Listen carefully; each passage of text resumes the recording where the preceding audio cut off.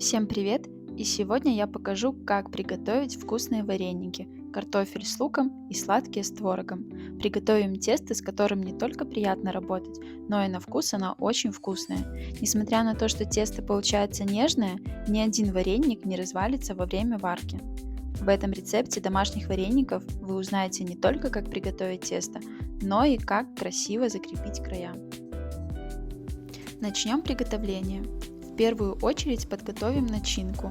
Берем картофель, чистим, моем, нарезаем, заливаем водой, солим и варим до готовности. А пока варится наш картофель, берем 2 луковицы и нарезаем мелким кубиком. Переходите на наш канал, потому что каждую неделю у нас выходит новое видео, и обязательно подписывайтесь, чтобы не пропустить. После этого обжариваем его на масле на медленном огне до золотистого цвета.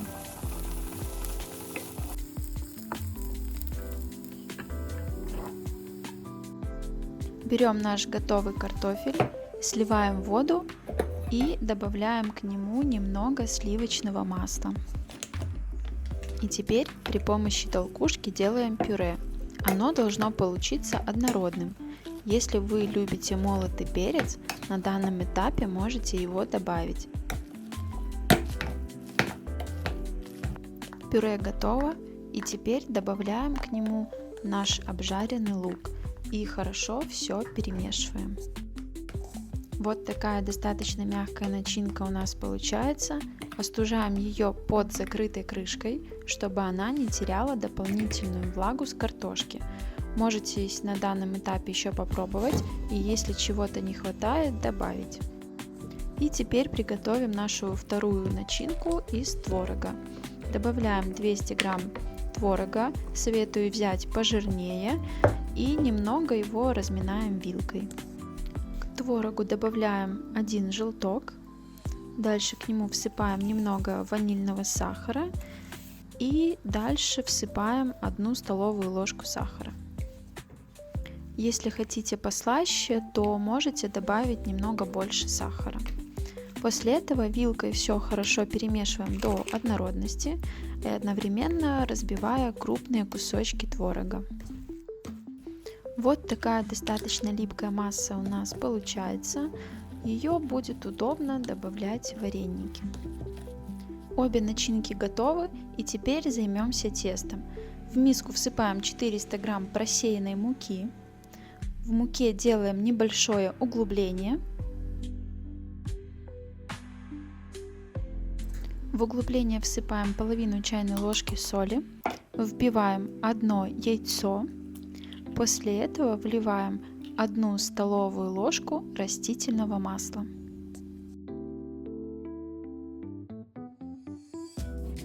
Вилкой аккуратно взбалтываем яйца и постепенно смешиваем с мукой. Как только мешать будет уже неудобно, вливаем 1 стакан кипятка и все хорошо перемешиваем. Мешаем тесто лопаткой либо ложкой до тех пор, пока мука не заварится.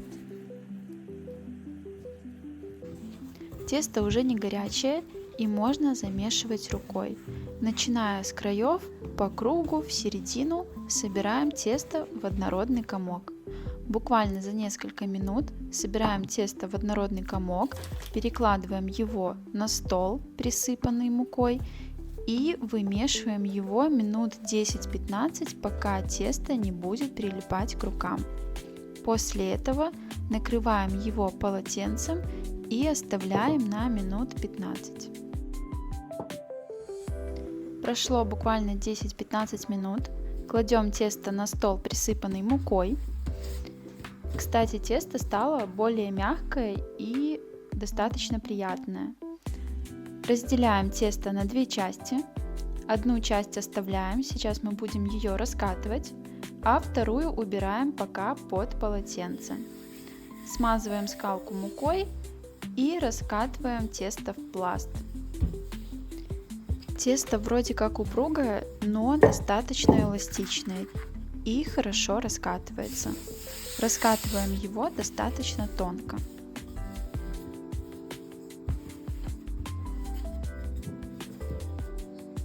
Тесто раскатали, и теперь вырезаем кружочки при помощи стакана.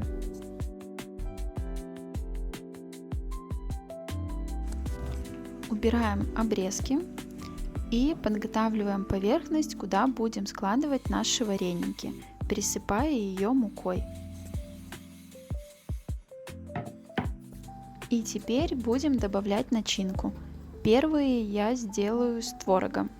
Маленькой ложкой набираю порцию творога и выкладываю в наш кружочек.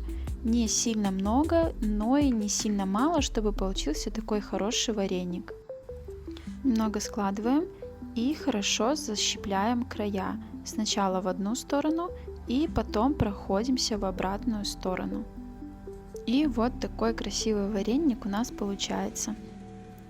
И таким образом лепим все вареники. Тесто очень приятное, абсолютно не рвется и достаточно эластичное. Вы смело можете класть начинки побольше. В конце обязательно сварим и посмотрим, какие они внутри и какие они будут после варки. Вареники можно оставить в таком виде, а можно при помощи палочки для суши сделать узор. Вот таким образом, как показано на видео. Это намного проще, чем вам может показаться. На самом деле вариантов закрепления вареников очень много. Я еще предложу такой вариант сделать их в виде пельмешки. Мне такой вариант тоже очень нравится, он достаточно простой и более привычный для меня. Напишите в комментариях, какая ваша любимая форма вареников. Следующая начинка у нас будет картофельная. Делаем все то же самое. Берем тесто, раскатываем его тонко. Можете попробовать раскатать его более тонким, чтобы было меньше теста и больше начинки. Раскатываем тесто, вырезаем кружочки и начинаем формировать наши вареники. Берем такой же маленькой ложкой порцию картошки с луком и выкладываем в наш кружочек. Закрепляем его, с одной стороны проходимся и в обратную сторону проходимся еще раз. Можете сделать узорчик, либо оставить в таком виде. Подготовить обязательно поверхность, присыпать мукой, куда мы будем складывать наши вареники. И таким образом формируем все оставшиеся кружочки. В картофельную начинку по желанию вы можете добавить, конечно, больше лука, если вам так больше нравится, чтобы был такой более насыщенный его вкус. Либо вы можете вместе с луком добавить еще и грибы, предварительно их обжарив и посолив. Добавить к пюрешке и сделать вареники с картошкой и грибами. Тоже получается очень вкусно и сытно. После того, как наполнили кружочки начинкой, сформировали вареники, теперь наливаем в кастрюлю воды и ставим на высокий огонь. В воду добавляем 1 столовую ложку сахара и половину чайной ложки соли. Доводим до кипения и в воду закидываем наши вареники. После того, как добавили вареники, аккуратно перемешиваем, чтобы они не прилипли к дну кастрюли. И как только вода снова закипела, от этого момента засекаем 4-5 минут. Этого вполне достаточно. Через 5 минут достаем наши вареники при помощи шумовки и смазываем их сливочным маслом. Можно его даже предварительно растопить и хорошо сверху полить. Вот и все. Наши вареники с творогом готовы. И теперь можете варить вареники с картошкой. Вареники с картошкой варятся точно так же, как и вареники с творогом. Вареники с картошкой готовы. Теперь достаем их из воды, выкладываем в тарелку и не забываем добавить сливочное масло.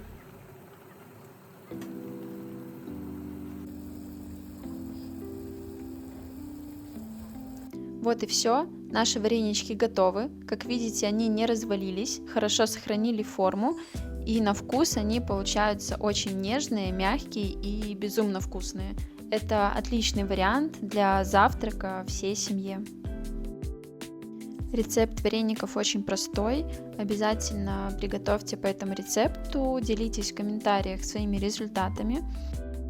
И, конечно, переходите на наш канал, потому что каждую неделю у нас выходит новое видео простых домашних и вкусных рецептов. Обязательно подписывайтесь, чтобы не пропустить.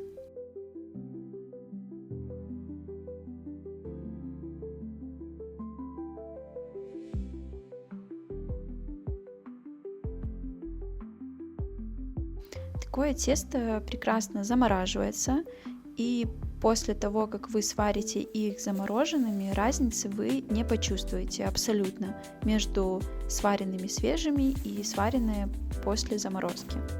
Получаются они одинаково вкусные.